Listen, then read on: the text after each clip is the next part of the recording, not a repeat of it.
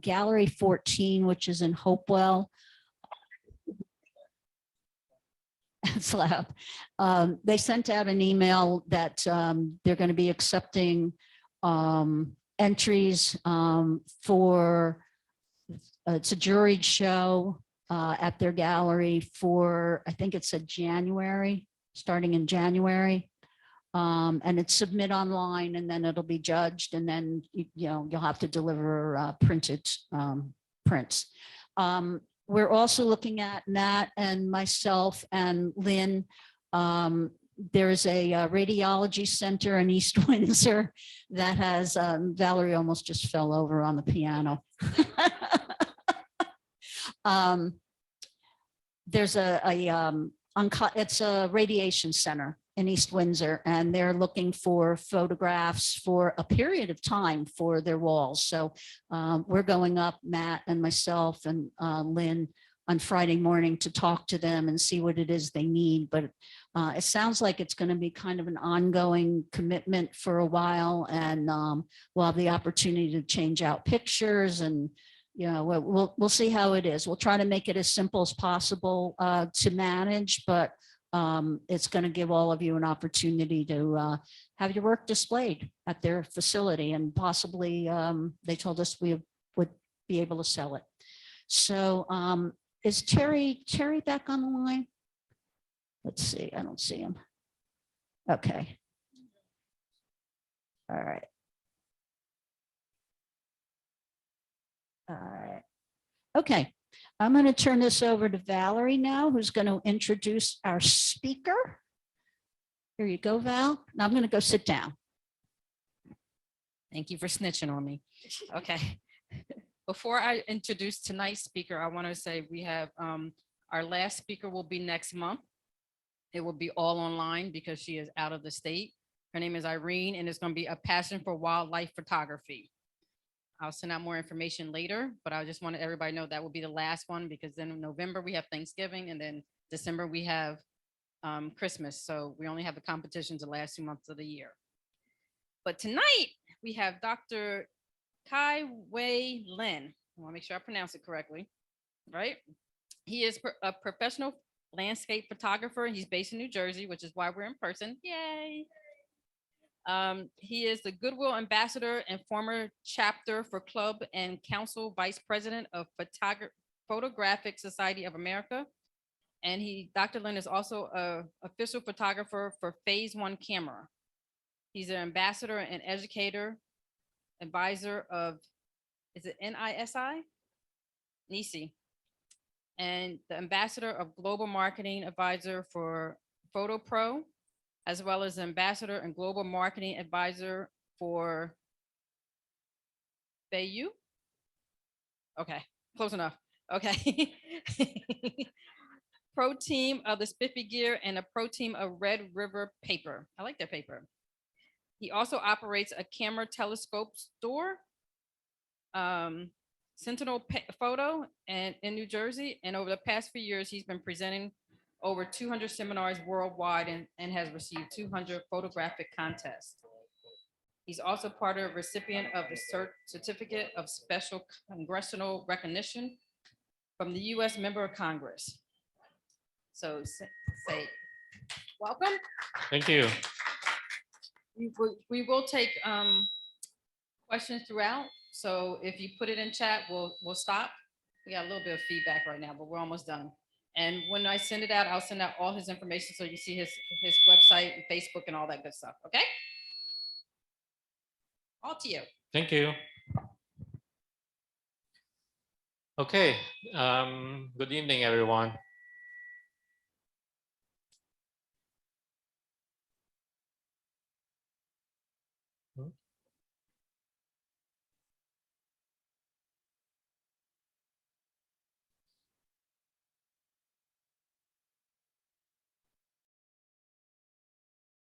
Okay, first thing, my name, how to pronounce my name correctly. So people pronounce it in all different way. One of the most common way they pronounce Kah-Wai. Okay, so this is Kah-Wai. My name is Kah-Wai.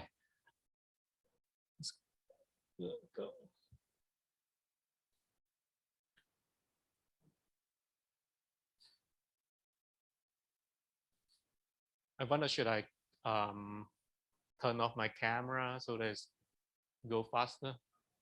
It's kind of lag, yeah.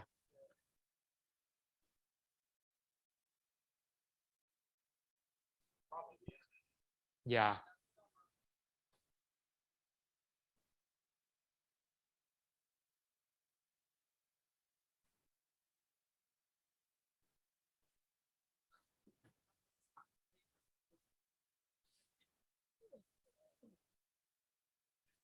Oh.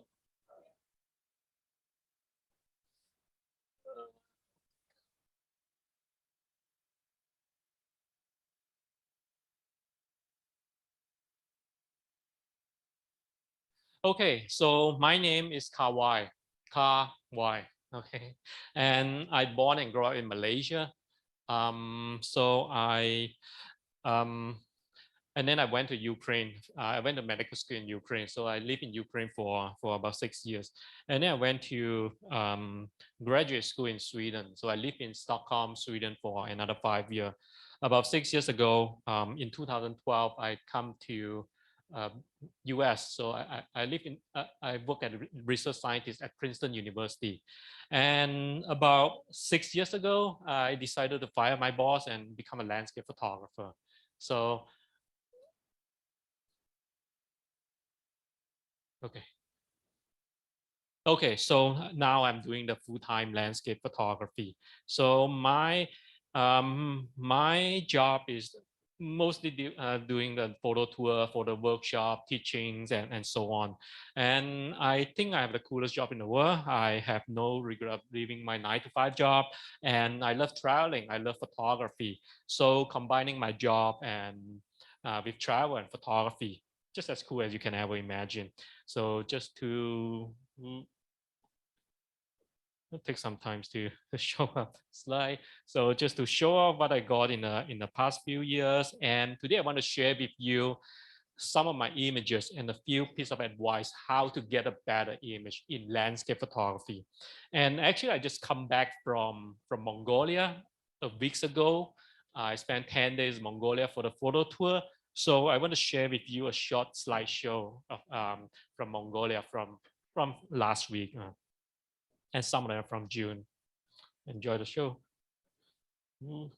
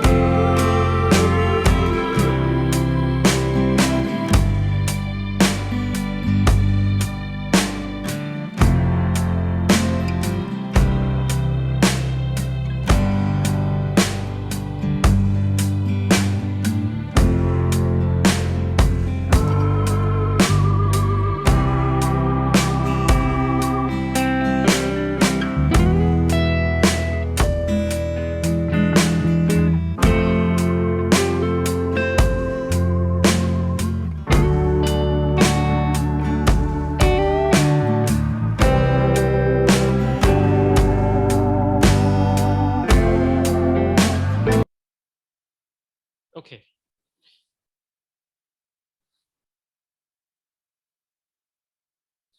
Okay, so let's get into landscape photography. When we talk about landscape photography, we often hear this very common phrase, the art of seeing the unseen. And yeah.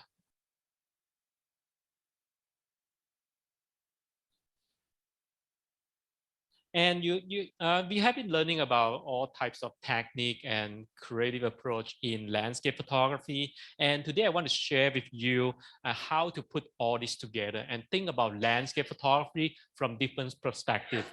And I want to show you how to construct a meaningful landscape image by adding these 5 elements together: the visual emotion, visual dynamism, visual contrast, perspective, and story, and how these 5 elements combine allow to see the unseen.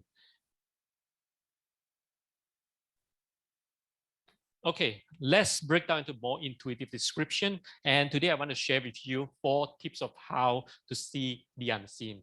And the first thing I want to share with you is the moment, how to create a visual emotion in your images. That is how to add the moment or lights and weather in your landscape images. So in photography, in other branches of photography like portrait photography, documentary photography, travel and cultural photography, the moments or the emotion can come from all kind of things like the expression of the face, the story of the image, and the special moment or the interaction between people, or in wildlife photography, the interaction between animals. While in landscape photography, weather and lights are probably the most important elements in triggering or evoking the emotion of viewer.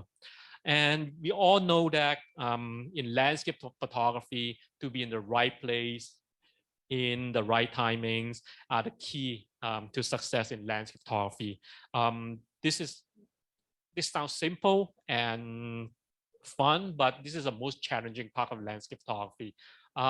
You probably heard about people coming back from very expensive tour, and the most common complaint is actually people end up in the right place in the wrong timing, so in the wrong place in the right timing. So this is the most common problem we encounter in landscape photography. I want to use this as an example to show you how important it is in planning or chasing a light in landscape photography. So this is the drone image of the Rhina village in Lofoten in Norway. So for those of you who has been here, anyone has been to Lofoten before?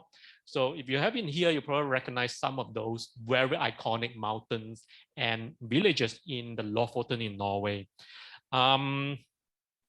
So believe it or not, if you know where to go, how to chase the light, how to predict what is going to happen, and catching the right timing, you can get the good shot in all these 5 locations. So number here 1 to 5 are the most common shooting spot in Lofoten in Norway. If you know how to chase the light, you can get all the good picture in all these 5 locations in one single day. The problem is that you have to know how to predict the light, how to predict the good timing. Of course, you need a little bit of luck. So we are talking about what? Lottery, not lottery, the weather, right? So we need a little bit of luck. So the spot number 1 here. So we often plan to be here in come on. I think I have to sit closer.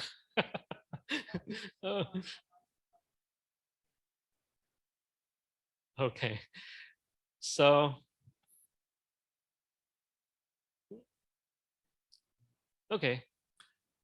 okay, so we often plan to be in this part of the world after heavy snowfall, and because of fresh snow, you can see the fresh snow decorate the mountains and the whole landscape beautifully. We also plan to be here in the calm, windless day because we can see the reflection everywhere.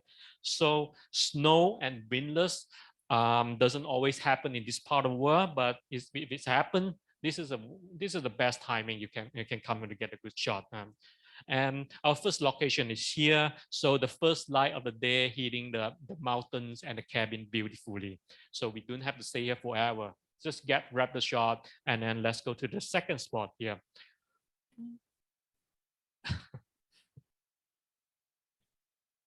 So soon after that, we ran to the bridge, which is just about a minute away by car, and to capture the moment when the sun hitting the mountains and the rock beautifully. So we didn't have to really rush because in the winter times in Norway, the golden hour, for example, in end of end of January and beginning of February, the golden hour lasts for about 6 hours. So we don't have to rush. So just relax and then walk to the bridge and get this shot here. And again, for those who have been here, you rarely see the snow on the mountain and on those rock here because the wind easy to swipe away those snow. So the fresh snow caused this nice, beautiful landscape here. And so after that, we ran to another location when the light is still good. And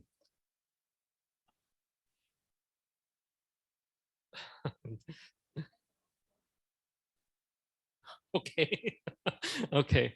So again, refractions because of the windless day, refraction happen, but you have to catch the right timing of refraction. So in the cold, very cold there. So this is the salt water. This is the ocean. It's the fjord. So in the cold there, the water will get frozen. So you have to get the right time to get night refraction. When the water is frozen, refraction gone. So you have to catch the good timing. So after that, we go to lunch or coffee break or pit stop, whatever, and then short coffee break, and then we can go back for the sunset shot. Because in the winter times in Norway, sunrise and sunset just like a few hours away. So go.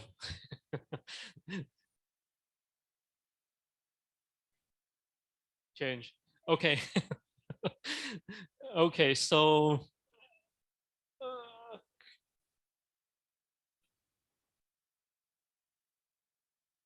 okay.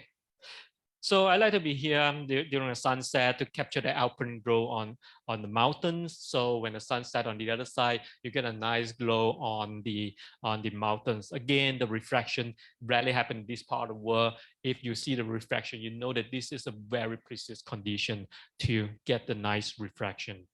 And so if you zoom into this small area here with the telephoto lens view, you can see the other world. Come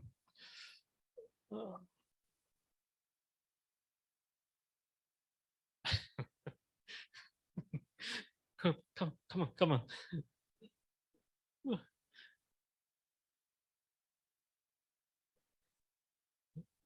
Okay. Because I actually clicked it. No, I clicked it earlier, but it's still come up slow. Okay, so I'm going to click it right now for the next slide. Okay, so this is a telephoto lens shot of this small part of the image just now. And then, so after the sunset, the day is not over yet. We ran to another spot on the way home to get a nice panoramic shot of the location.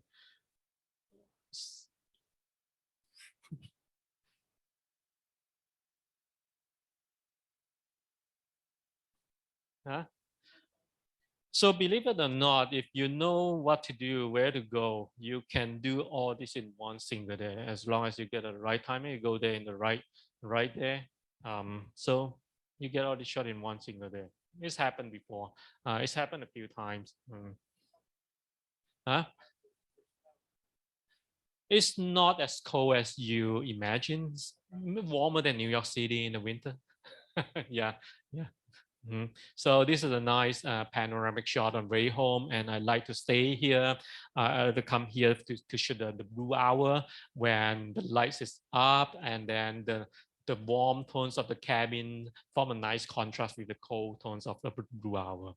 And then the last stop before we going home. Come on. Okay, so this is the last spot we come here before we going home. Again, the warm tones of the yellow cabin form a nice contrast with the cold tone during the blue hour. So these are all very iconic shots. You go online, you just type Lofoten, you see all these shots online. Nothing's very challenging. Nothing's you don't have to climb up the mountains or whatever to get those shots. However, it doesn't mean that you can get a good shot without good planning. So I make this chart using the data from the photo pill. You can see that how different the lights it is from early January to the end of March, just 3 months. So from early January, you see there's no sunrise and sunset. So this is sunrise and sunset. And then from the mid-January, you start seeing the sunrise and sunset. So from the early January to early March, you get as long as 6 to 7 hours of the golden hour plus blue hour. So this is actually my favorite timing to be here. And then once you enter the February and March, you get much shorter golden hour and blue hour and shorter nighttime as well. So when people sign up for my workshop, they always say, oh, I heard the rumors that end of February is the best time to come here, or the March is better time to come here to chase the good light or aurora. So don't listen to the rumor, listen to the data, okay? So if you come here in the early January to chase sunrise and sunset, it's not going to happen because there's no sunrise and sunset in early January. But if you're coming here in April to chase the aurora, it's not practical as well because the nighttime is so short that you are not able to see aurora at all. So in short, be in the right place in the right time is a key success in landscape photography. And the landscape photography is all about chasing the light. So when we talk about the lights, especially natural lights, so we always chase for the so-called magic hour, which is the collective term for the golden hour and blue hour. So the golden hour happens when the sun is in between plus to minus 6 degrees around the horizon, which is around the sunrise and around the sunset. But the blue hour happens when the sun is in between 4 to 8 degrees below the horizon, which happen before the sunrise or after the sunset. So these two are collectively known as magic hour. People always say that, oh, your picture looks fake, so colorful. It doesn't look real. Do you Photoshop for that? In fact, most of the people, what they are doing during the golden hour, sleeping, right? Or having dinner. So you're gonna get a good light. First tips is that get up early, okay, and skip the dinner. Okay, so golden hour, burning cloud. Do this merely add the color into your image? Absolutely not. So the lights and weather are probably the trigger of the emotions and the mood. Let me show you this example here. So this is, okay. So this is, I think I just keep shaking because it's going faster. So this is Gasadalu of Faroe Island, one of the most iconic landscape in Faroe Island. So this was taken during the golden hour when the sun is just setting below the horizon. So there's a funny story of this shot. So this was taken about 3-4 years ago during my first photo tour to Faroe Island. So it was a nice day in the morning. I took my client to went hiking, and then we went to chase for the puffin. And then by the time we went back to hotel, they're so tired. It was cloudy. It was a little bit stormy. The storm seems to be coming, and then people are tired. They want to go to bed.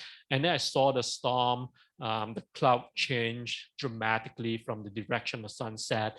And then the storm seems to be coming from the direction of the sunset from the west. And then I told my client, something will be happening tonight. Let's get out and shoot. Okay, so most of the people say, yeah, I pay $5,000. Let's get out and work. And then some people say, I don't care. I just want to go to bed. It's too tired. It's fine. So when we were here, it was windy. It was rainy. It's just not very comfortable to stay out there. It's cold. And then by the time when the sun is hitting the horizon, the magic happened. The fogs and the rain just spread out this golden light throughout the area. And this lasts for about 2 minutes. That's it. Okay. So guess what is the reaction for those guys who are sleeping in the hotel when they saw this photo next morning? Okay. So this is the best day of our workshop, but they were sleeping in the hotel.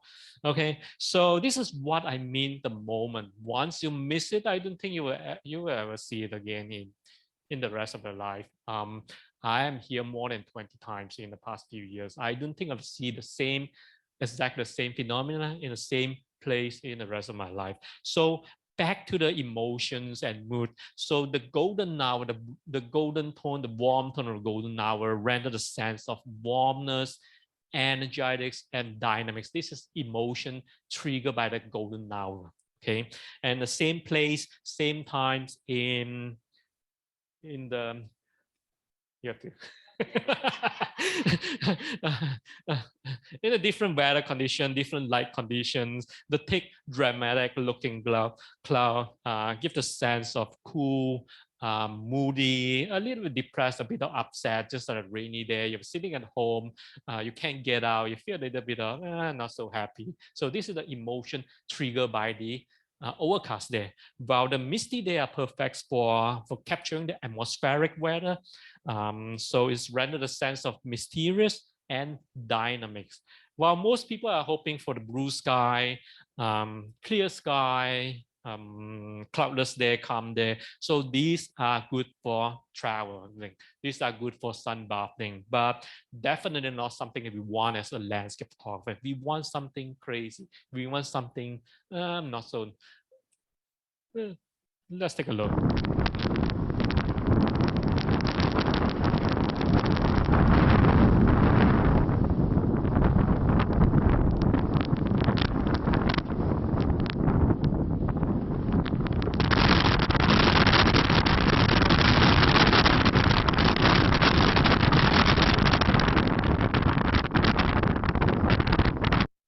It's kind of lag, but this guy here, which is me, I think I'm moving backwards. And how crazy it was! My 40-pound camera bag was rolling in the beach. So you can imagine how crazy it was. And this is just another fun day in my office.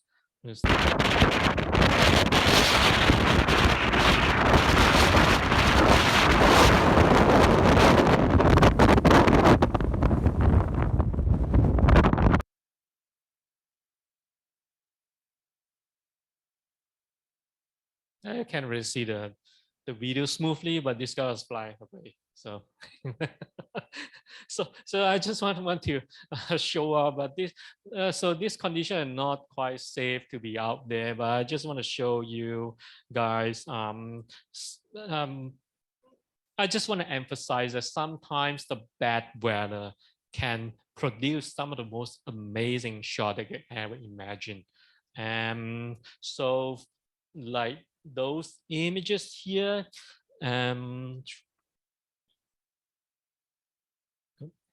come, come, come. Quick. Okay, this is actually from the video just now. So this was a picture from what I showed you in the video just now. So those shots here were actually captured in some of the worst weather I've ever encountered. And if I would stay home in the bad weather, all these images would not be happening. Okay, go.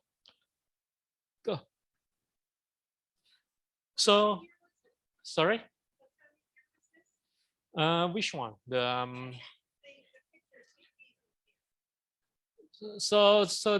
yeah, they are all from different season. Those from Lofoten with the snow, those are in the January, February, and the mountain landscape just now, they are from spring in the South America in Argentina. Yeah. So again, the key is that when to go, where to shoot, and how to use the light. So this is the key in creating a visual emotion in your landscape photography. And the second thing I want to share with you is how to insert the element of dynamism into your landscape photography. Okay, so before that, I want to share with you, I'm going to show you what is the difference between this camera here and this camera here. Okay, for a long time, people have been saying that camera is a recording instrument. We use camera to record what we see with the naked eye. But let's take a look into this very interesting figure and find out how similar it is, the human to the human to the camera, human eye. Okay, let's show up everything. Okay, so when we talk about the lens, the widest lens ever produced for the camera is 4.9 millimeter fisheye lens, and the longest lens ever produced for the camera is 5,200 millimeters telephoto lens. If you check it online, this is, I think Canon make it. This is like huge Canon that no one could ever carry. I think sometimes ago, some people put it on the eBay and no one buy it. Okay, and so this is what you can use on your camera.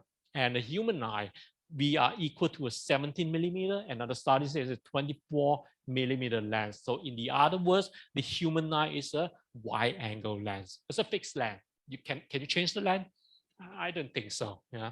So and when we talk about ISO of a camera, it can run from as low as 50. It can go as high as 4 million. And the human eye has the ISO of 1 to 800. So in the other words, if you are in a very, very dark room, low light condition, camera probably can see something, but not your eye. And the aperture of the lens, it depends on the optical design, the blade. So it can go as big as 0.9, 1.2. It can go as small as 32, 40, or even 60 something. While the aperture of the human eye, which is our pupil, so we can go from 2.1 to 8.3. Okay, and the shutter speed of a camera can go as fast as 1/8,000 seconds. It can go as long as you want, while the shutter speed of the human eye can go from 1/100 to 1/200 seconds. Again, ISO, aperture, and the shutter speed of this camera here are all in the auto mode. Apparently, you can't change those settings. They're all controlled by the CPU, okay, the brain. And the resolution of the camera, so just a bit of advertisement here. So this is the phase 1 camera with 150 megapixel. If you are interested in this camera, talk to me. So I'm happy to entertain you. Okay, this is a $50,000 camera, just a camera body. If you want to buy 2 more lenses, about $80,000 or $90,000. Okay, so talk to me if you're interested in this camera. I'm very happy to entertain you. So this camera gives you 150 megapixel. Okay, but this crappy camera here has 576 megapixel, which is 3 times higher than this $50,000 camera. Okay, and when we talk about dynamic range, most of the camera today can go from 8 to 11. Maybe some of the best camera can go up to the 12 stop of the dynamic range, while a human eye has a dynamic range of 10 to 14 stop. And theoretically, if the human eye has the adjustable pupil, we can go up to 24 stop. 24 stop is the brightest thing in the universal and the darkest thing in the universal. The difference between them are 24 stop, which is infinity. So theoretically, human eye has infinite dynamic range. So if you convert all this number here into the make it in a camera, this camera costs that much, okay? We are not carrying the crappy camera, and you have 2 pieces of this very expensive camera with you all the time. Okay, so what I'm trying to tell you is that camera is not just a recording instrument. This is a creative tool that allows to see the unseen. For example, when you use a super high shutter speed, you can capture the moment. For example, when the bald eagle catching a fish, if you use the very low shutter speed, the camera can accumulate the light that is changing over the time in one single image. You can see those moments with your eye, right? And so this is what I'm trying to tell you is that through the setting of the camera, especially the shutter speed, which I want to emphasize here, you can create something they are not be able to see by the naked eye. And people always say that landscape photographers are boring. We are all about mountains, water, and then back to the mountains, water, and rocks. Okay, so They are all static things. They are static things are that they're not moving. So one way to add the elements of dynamism into landscape photography is through the change of the shutter speed, long exposure. So this is the regular shots of this Lofoten in Norway, 1/22 exposure. Nothing's wrong about this image. Nice light, nice landscape, nice mountain. But what if you use a longer exposure? For example, in this case here, I'm using a 10 stop ND filter. Come on, come on, come on. And then use the 10 stop ND filters to lengthen exposure time by 1000 times. And this will be your resulting shot of 100-second exposure. Okay. So the moving cloud over the 100 seconds create a motion blur that bring out the movement. Okay, so something they are moving, something they are not moving here. Okay, so we also at the same time, we create a motion and static contrast. Something they are moving, something they are not moving. So the contrast, and then the motion blur that bring out the motion, the moment or movement or time or dynamism. And at the same time, long exposure smoothen the border, make it simple, make it less cleaner and less distracting to the viewer eye. So this is the visual effect of long exposure photography, 100-second exposure, create a motion, create the visual dynamism, create the visual contrast, the motion and static contrast at the same time, make your image cleaner.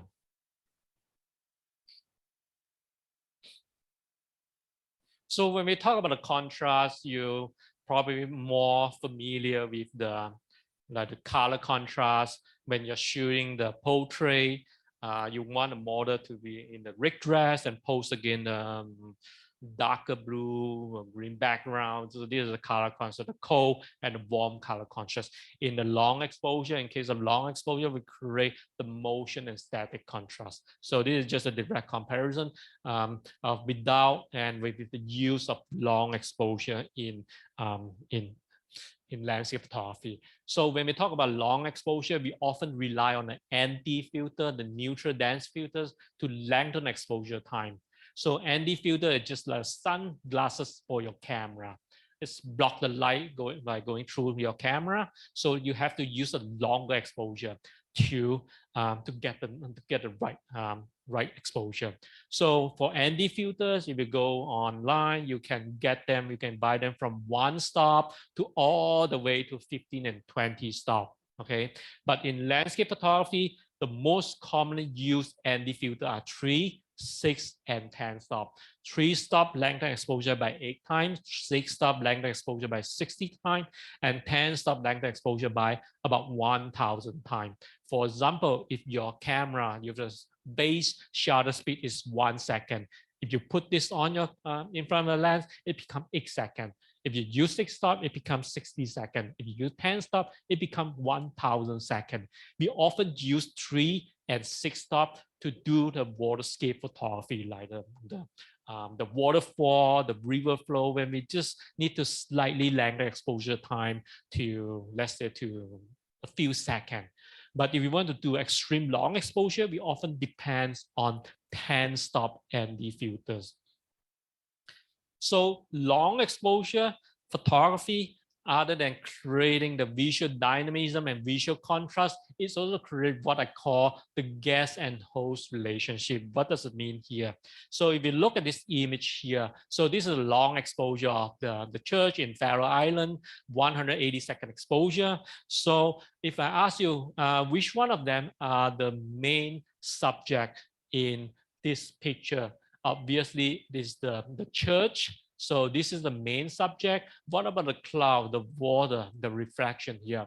So most of the case in landscape photography, the cloud, the foreground elements, the water, those guys are the secondary element. They are important. They are not as important. They are not as iconic or as your main subject. So when I use a long exposure, I blur out those secondary subjects. which in turn make your main subject stand up from the cloud. So the overall image become cleaner and your main subject become more prominent. So this is one of the value of using a long exposure photography to create the guest and host relationship.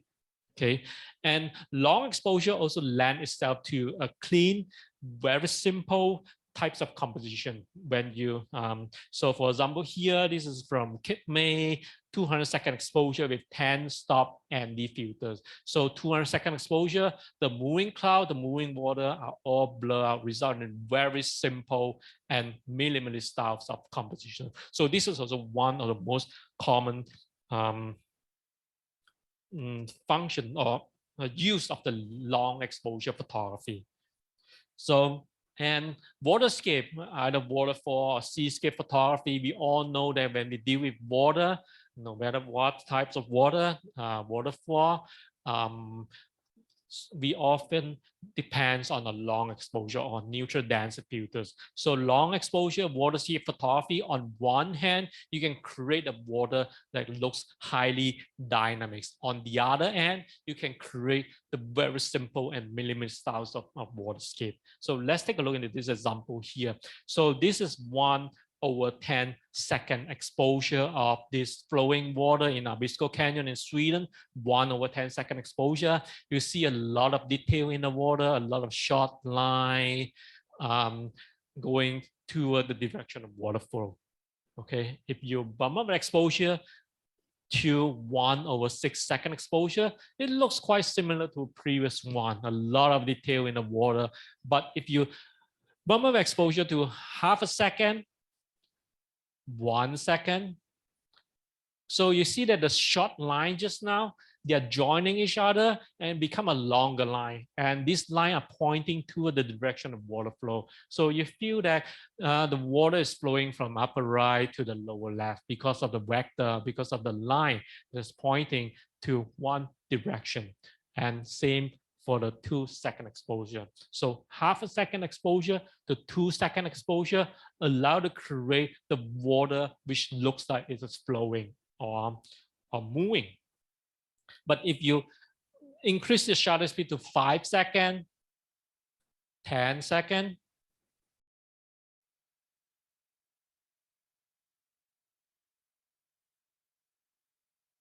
you see that the line start disappearing, and by 15 seconds and 20 seconds or more, the line are all gone. Okay, the water become very smooth and misty. Okay, so that's being said, when you're shooting the waterscape photography, you don't have to use ridiculously long exposure time. If you want to make your water looks dynamic, look like it's flowing, all you need is 1/2 second to 2-second exposure. If you want to make your water look smooth, dreamy, simple, all you need is 10 to 20-second exposure. Okay, so remember this 1/2 second to 2 seconds. This is kind of like magical number for waterscape photography. Okay, we are going to come back to this later on. And again, when we are doing waterscape photography, we often depends on either 3-stop or 6-stop anti-filter to slightly lengthen exposure time for your camera. Okay, and you can see that most of my waterscape in this presentation, most of them are from 1/2 second to 2-second exposure. Okay, again, keep in mind 1/2 second to 2 seconds, the magical number for waterscape photography, because they can mix the water looks highly dynamic. And in the next couple of slides, I'm going to show you how to capture the seascape, how to capture the wave, the trail of the wave. Again, do you remember the magical number? 1/2 second to 2-second exposure. I kind of extended a little bit, 1/4 second to 3 seconds. But so this is seascape photography. So there are two types of, there are two ways to capture the trail of the wave when the wave is moving back and forth. One is the receding wave when the wave is going back to the ocean. Another way is to capture when the wave is rushing toward you or to the camera. So this is two ways of capturing the wave. So let's talk about how to get the receding wave. Okay, so this is one 10 of the second exposure. You can see that when the wave coming in, going back, going back, is result in a highly messy image. This is a crappy image, okay? But when you use a longer exposure, let's say 3 stop ND filters and 1 second exposure or half a second to 2 second exposure, okay? When the wave is moving back to the ocean, okay? When the wave is moving back to the ocean, click your shutter speed, 1 second exposure allowed to create those trail of the wave, okay? And you can make a direct comparison here without and with the use of the long exposure to get those photos, okay? And I just want to show you how to get those this photo works here. So if you look at the wave, let's come back. Okay, so when the wave is moving in, let's in, it should take a shot. But when the wave start going back to the ocean, when the wave is start going back, you see the trail will start forming. So this is the moment when you click your shutter speed, okay? So when the wave is moving back to the ocean, you see the trail, the form of the wave that's formed the line, okay? So this is a resulting shot from one of my workshop client. So it's the guy who was shooting the video just now. So this is when the wave is moving back to the ocean. Sorry? Yeah, so I usually try to put my tripod as deep as possible, because when the water is moving, the sand is like sinking in. So yeah, there are all kind of problems happen. So I just stick my tripod as deep as possible, but usually 1 second exposure should be okay. If not, it's not like a super huge wave hitting tripod. So this was in January this year. Yeah. Oh, the Iceland. So the first picture I show you is from summer, actually, summer in like 3-4 years ago, and the shoot just now was taken this January. Yeah, yeah. The ice beach in Ireland, there are ice throughout the year. Yeah. Mm. And so this is another example here. Again, as I mentioned, the magical number, half second to 2 second exposure when a wave is going back to the ocean. This is a nice beach with a nice mountains in the background. But the foreground, nothing in the foreground, no rock, nothing, boring. So I use the wave, the movement of wave when the wave is moving back, half a second to 2 second exposure, which allow to create the leading line and the foreground elements. And another approach of getting the trail of wave is to capture the incoming wave. So which is when the wave is rushing toward toward your camera. So if you look at this image here before the wave is rushing in, if you look at the terrain here, this elevator surface here, I can kind of predict that when the wave is coming in, it's going to flow in like a water, like a river. Okay, so let's see if my prediction is correct. Yep. So you can see that when the water is rushing in like a river here. So again, half a second exposure to 2 second exposure. Again, we often rely on 3 or 6 stop ND filter to slightly lengthen exposure time to half a second to 2 second exposure to get those types of shots. Again, without long exposure, without a wave, and with long exposure and with a wave. Okay, again, it's all about the exposure time and the right timing to click your shutter speed. Okay, another example here. So you can see that there are this elevator surface here and this glove here. So I can predict that when the wave is coming in, it will jump into the glove and it will jump up again. Again, using a long exposure, half a second exposure to 2 second exposure. So this is the resulting shot when the wave is rushing in, it's jumping into the glove and then jumping out again. So you can kind of predict what is going to happen by just looking at the terrain.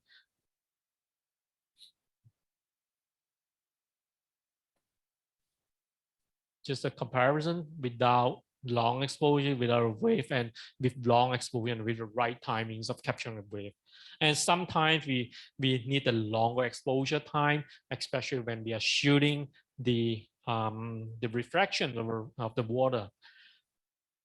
So like the example here, nice refraction. The light is okay, but I just don't like those ripples. It's kind of annoying to me because those ripple kind of distracting and screw up the refraction. So in this case here, if I use a 10 stop ND filters and lengthen exposure times to, as I mentioned just now, maybe 10 to 20 second exposure or longer. So this is the resulting shot.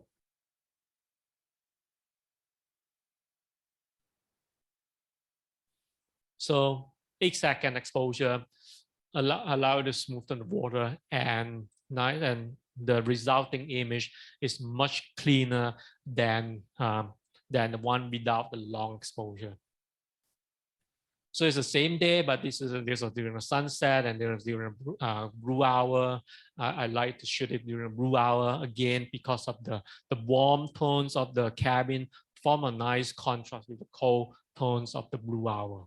Okay, you see how important it is to use a long exposure to smoothen the water, make the whole image looks cleaner and less distracting. So again, long exposure waterscape photography is kind of like a magic.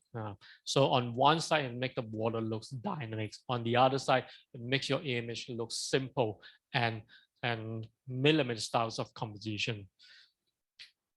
So before I go into the next half of my presentation, just want to make a short break and share with you a short slideshow of my collection of my image in Greenland.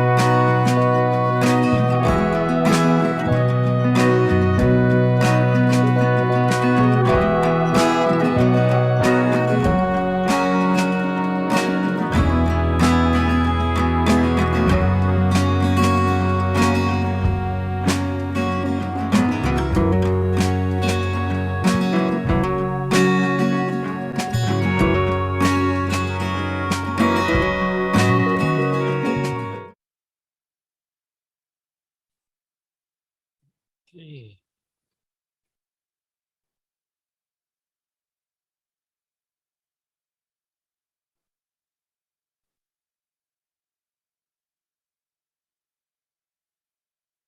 Do you guys see the rig sailboats next to the icebergs? Yeah. Yeah, when people saw those photos, they say you're so lucky because the rig sailboats always show up in the photo and pose nicely next to the icebergs. We actually pay them. Money can buy everything. Yeah. So in fact, we hire 2 rig sailboats and then we just pose them next to the icebergs and then we just shoot each other. So this is kind of a setting. Yeah. Okay, so next thing I'm going to share with you is how to create a visual perspective. And when we talk about landscape photography, people always link it to the wide angle lens. So everybody would agree that a grand landscape photography capture the beauty of the larger scenes. If we talk about the history of the American landscape photography, it has been a continuum of a great photographer like Adam Answer to train the camera or the eye in a big scenic image like the majestic mountainscape in Yosemite, the waterfall, they're so grand and appealing. So it makes perfect sense for every landscape photographer want to capture and communicate with the magnificence. So this is what thousands of landscape photographers are doing this day. So wide angle lens is best used in the classical grand landscape photography, or we call it the near far styles of composition. So in the grand landscape photography, we always include the generous amount of foreground element, midground element, background element, and the sky to create the image with the depth and composition power. So this is how grand landscape photography expand the creativity, how to select the midground, foreground, background element, how to put them together. So this is the core concept of the grand landscape photography. While on the other side, intimate landscape capture the smaller scenery, smaller landscape. So instead of the foreground elements, midground, background, we look for the detail, texture, patterns, line, shape, and color. So this is the ultimate way of less is more philosophy in landscape photography.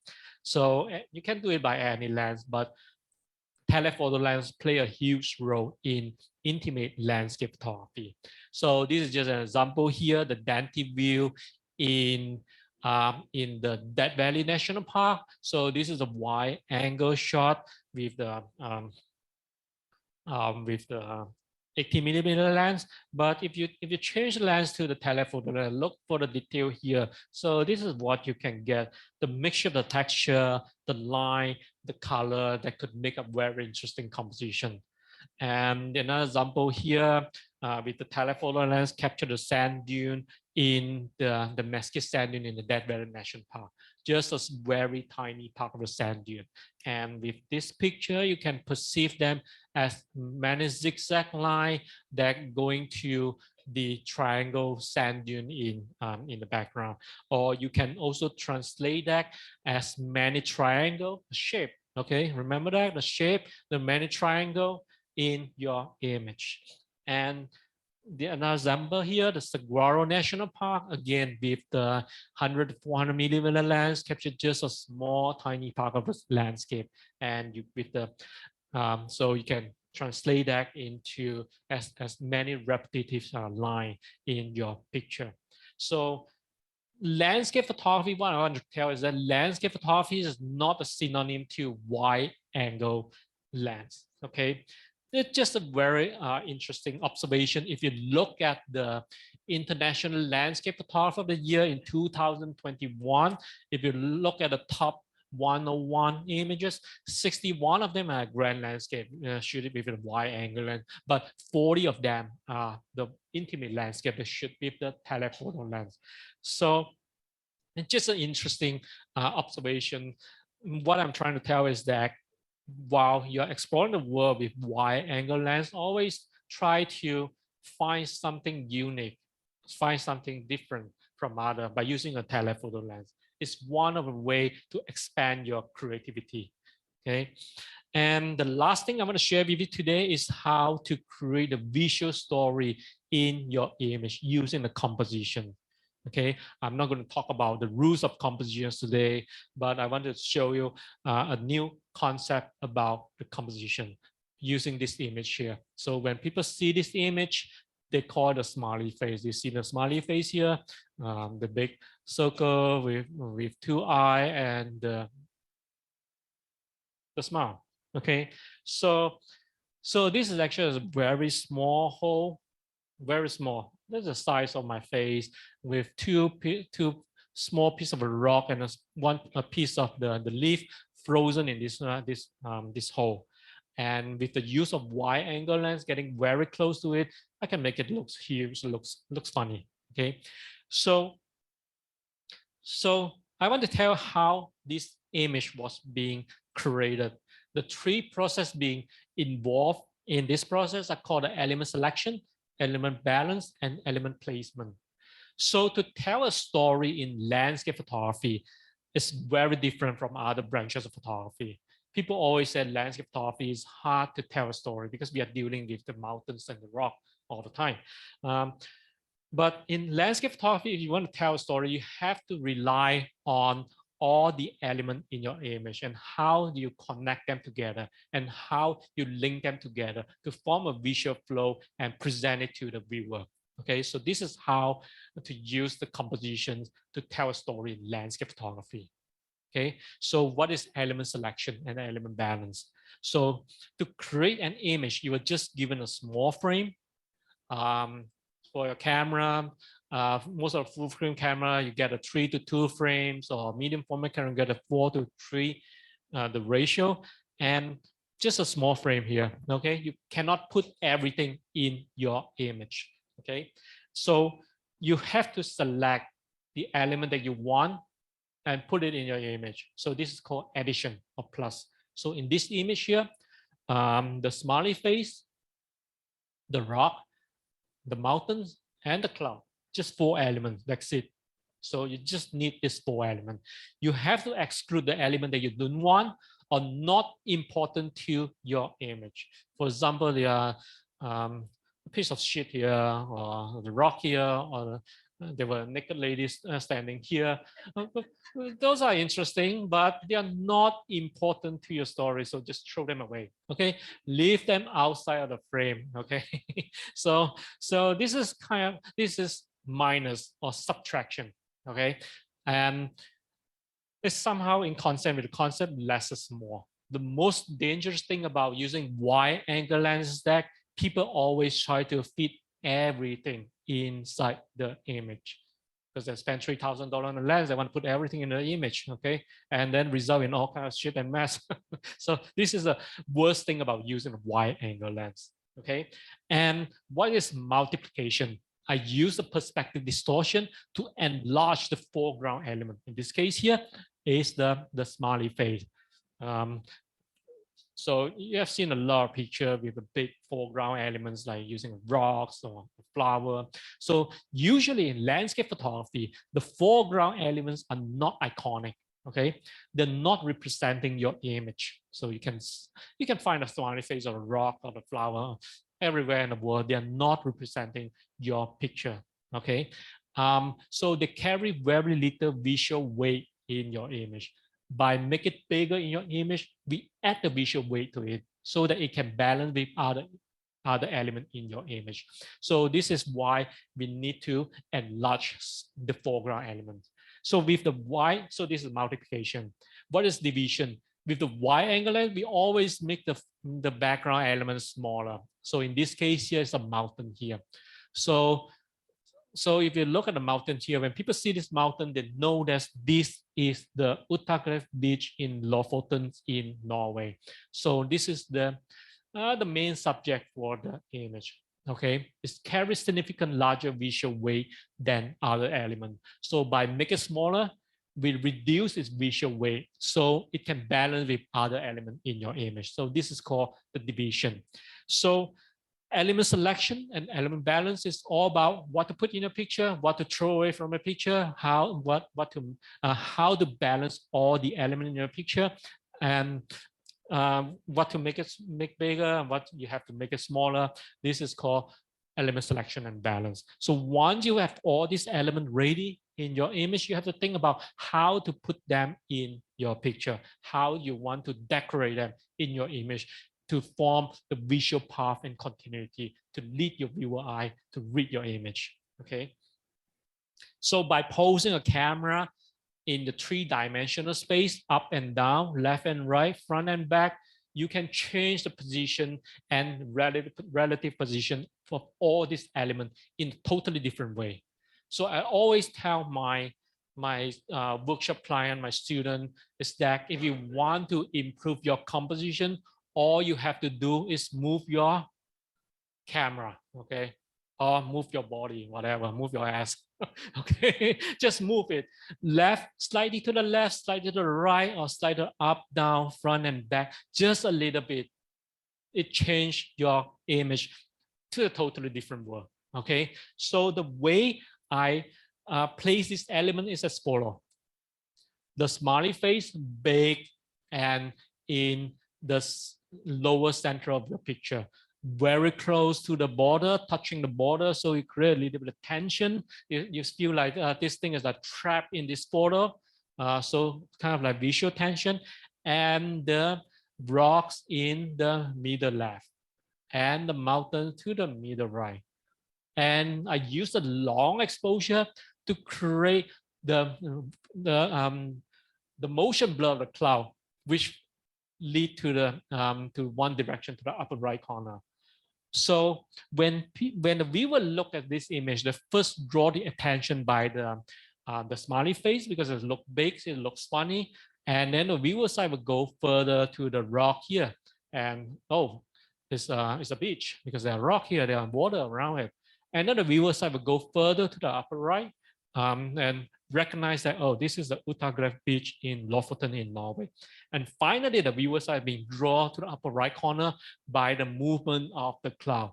So this is how you lead the viewer to read the story from one element to the other. So this is called a visual continuity, a way of landscape photography, tell the story. Okay, can I put all these three elements in one straight line? Yes, you can, but this is lacking of the continuity and lacking of the flow and lacking of the dynamism in your image. And at the same time, these three elements here form a nice, from an implied triangle that's able to trap your viewer eye in the image. So this is the element placement, how you decorate all those elements in your image. So you can see that the composition is not just about the rules of the symmetries, it's all about mathematics, and this is like a drawing, okay? What you want to put inside and how you want to decorate your frame, okay? And how all these things lead to a storytelling image. Okay, just another example here. So the foreground elements bring the viewer side into the image, and then this is the main subject of the image. At the same time, those lines here, the reflection and the edge of the mountains, they're all pointing towards the main subject of the image, which is Cerro Torre in the Mount Cerro Torre. Okay. Okay, so just to put all this together, and so this is how we, with the use of this element, are able to create an image that we are not usually seen by the naked eye. Okay, and people always ask, how do you define a good image? How do you see that as a good image or a bad image? So just ask, so with the technical skill you are using, like long exposure or with the use of lights and weathers, and how well you know the environments, and how do you compose the image, and how you process the image, all together create an image. Is this a good image? Just ask yourself, is your image unique? Can it be easily replicable by other people? Just for example, the smiley face just now.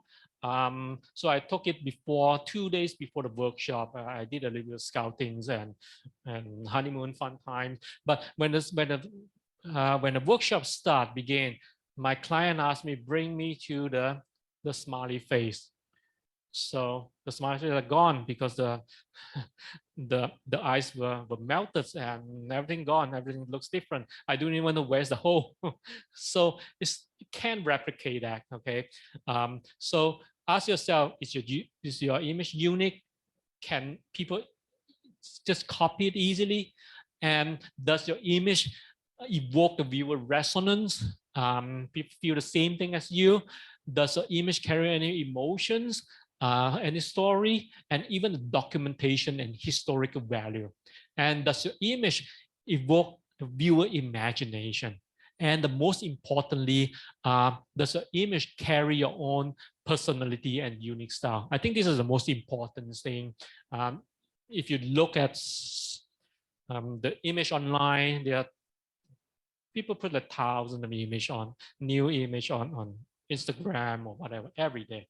But some of the image, when you look at the image, you know, oh, this is from Kah-Wai or someone else. So this is the unique style. If you can create your own unique style, you are a successful photographer. Okay, so with all this together, if your answer is yes to all of this, I would say that you create a good image. Okay, so with that, I would like to share you the last slideshow before I end my talk today. So which is the collection of my Aurora image over the past few years. Enjoy the show.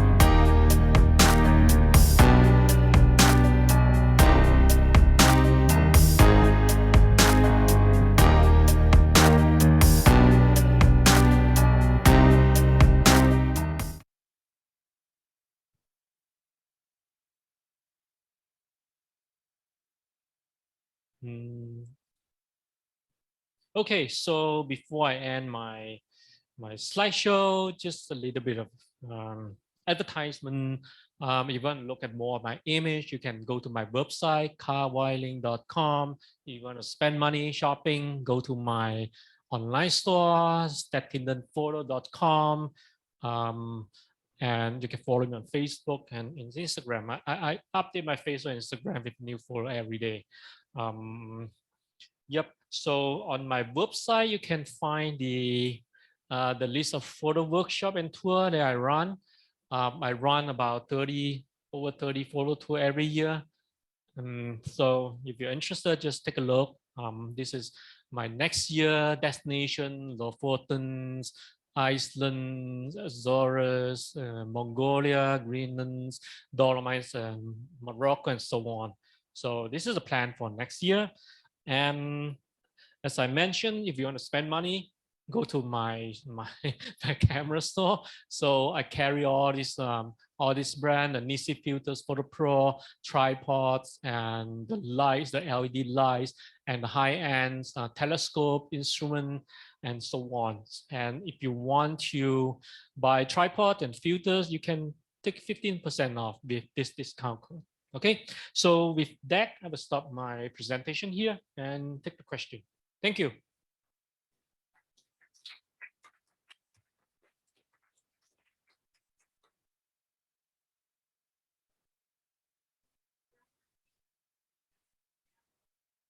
So most of the picture in the slideshow, they are from Norway.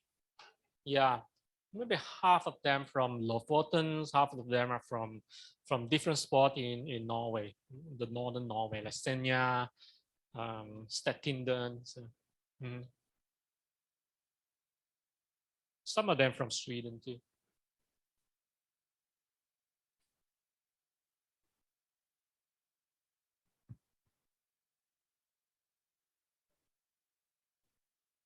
Usually 10 to 12 people.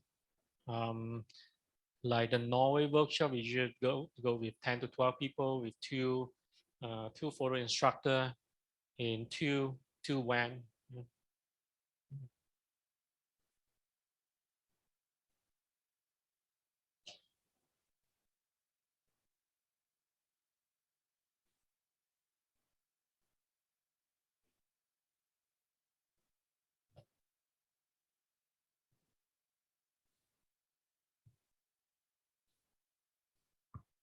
anybody wants to ask questions, they can unmute themselves.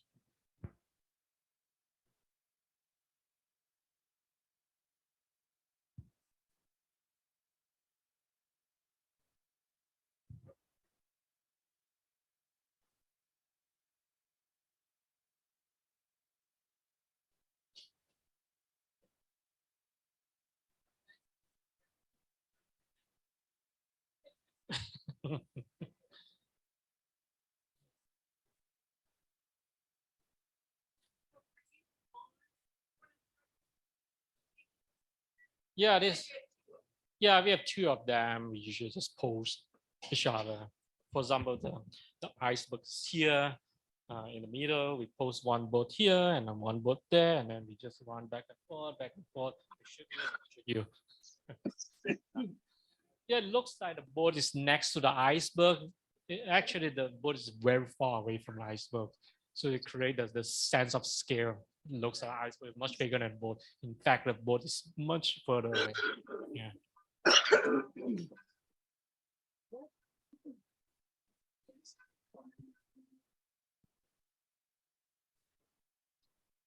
Yeah, most of them are from Norway. Lofoten, Senja. Yeah. Please go, please. Nothing's missing but my. Sorry? tape And a yoke mat. Nothing important.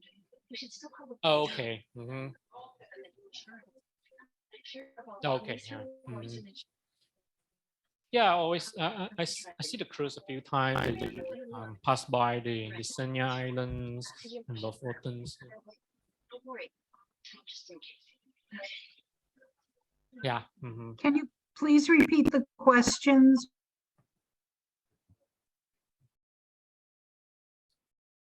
Sorry.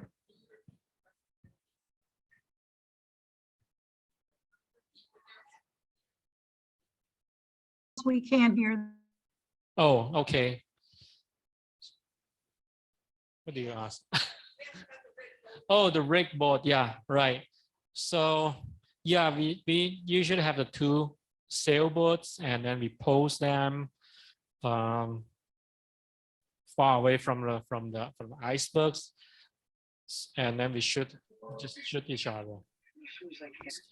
It's hard to explain it. I don't know what it is.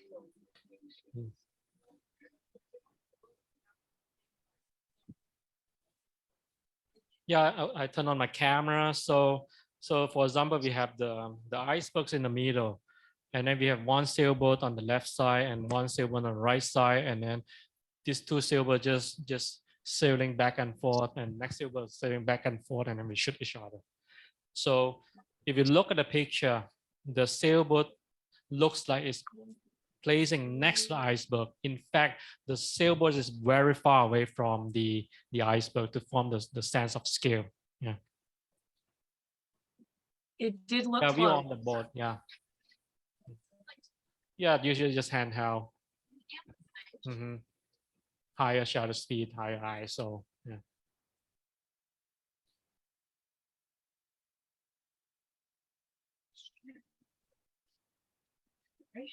Yeah. There's someone in Jesse's house. We should call them. I'm not letting this guy get away.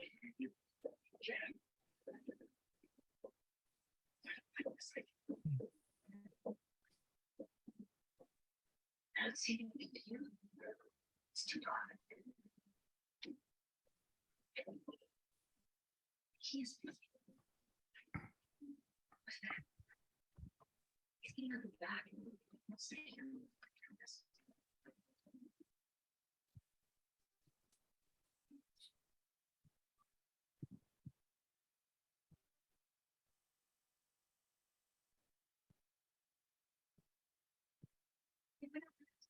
You stay here, we'll take care of this.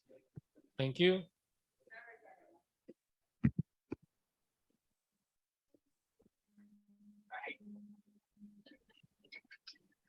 Thank you very much. That was absolutely wonderful. Really appreciate it. Thank you. Wonderful presentation. Now we can all go out and shoot more landscapes. Any questions online? They won't look as exotic around here. No. Well, he did do something in Cape May, so we don't have as exotic scenery around here. Okay. Everyone just jumped over the fence. Where did it go? Get out from? We're just in the suspect to see if they'll- Linda wanted to know what language the Mongolians speak, and it's not Chinese, it's actually Mongolian. Okay. Did he hurt you? No, not unless you can't all the booze tonight, you go. I'll try and get him to take the handcuffs off. So when you look at my photo from Mongolia, those guys with the eagle, so they are taken in the western part of Mongolia. So those guys, the eagle hunter, they use an eagle to hunt, and they speak Kazakh. They're Kazakh. And then the sand dune was taken in Gobi in the south, and that part of the world they speak Mongolian. Yeah.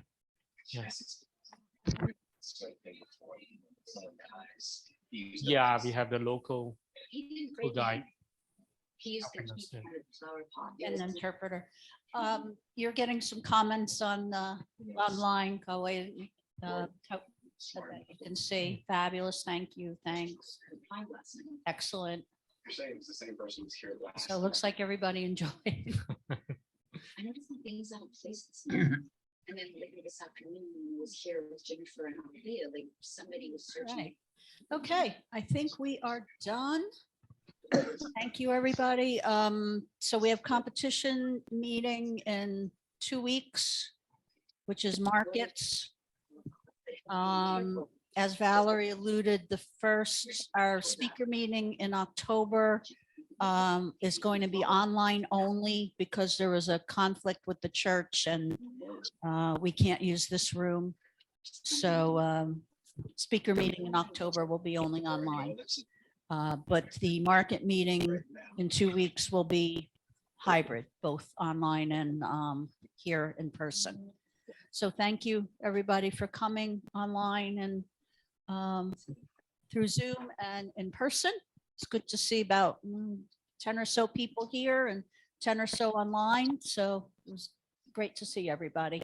Look forward to doing it again. Take care. Good night, everybody. Good night.